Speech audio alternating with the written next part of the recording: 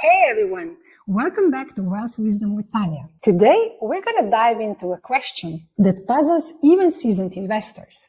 When is the best time to invest in the stock market? Should you wait for a dip, a correction, or even a crash? Or should you just jump right in now? Stick with me until the end, because the answer might surprise you. As a CFA with over 15 years of experience in the financial industry, I've seen investors make huge mistakes trying to time the market, while others have taken a completely different approach with long-term success. So what's the secret? Let's dig in. But first, let's talk about what happens if you invest right before a market correction. A study by Schwab compared 5 different investors who put their money into the S&P 500 at different times over 20 years. Here's where it gets interesting. Rosie, who invested every year at the peak of the market, yes, the worst possible time, still earned 50% more than if she had stayed out of the market altogether. Meanwhile, Larry, who waited and didn't invest at all, ended up with the least money after 20 years. The lesson here? The real risk isn't investing at the wrong time. It's not investing at all. Over time, the market has consistently grown, but only for those who stayed in the game. So how do you avoid making costly mistakes like Larry? It all starts with changing your mindset. Instead of stressing about when to invest, think about how long you can stay invested. The longer, the better. One of the most effective strategies for long-term success is dollar cost averaging, or DCA. It's simple. You invest a fixed amount regularly, weekly, bi-weekly, or monthly, depending on your ability. This strategy allows you to buy more shares when prices are low and fewer when they are high, spreading out your risk over time. And here's the kicker. Market volatility is guaranteed, but instead of panicking, embrace it. Don't sell when prices drop. Stay on the course. Historically, the stock market has always bounced back. And selling during a downturn only locks in your losses. But don't forget, the basic principle of investing is diversification.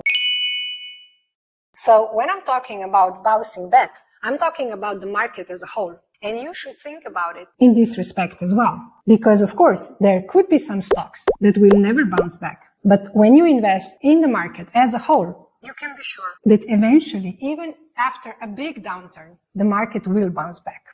Alright, now even if you're in it for the long term, it's still important to rebalance your portfolio from time to time. Market fluctuations can cause your asset allocation to drift, so periodically adjusting it keeps your risk in check and your financial plan on track.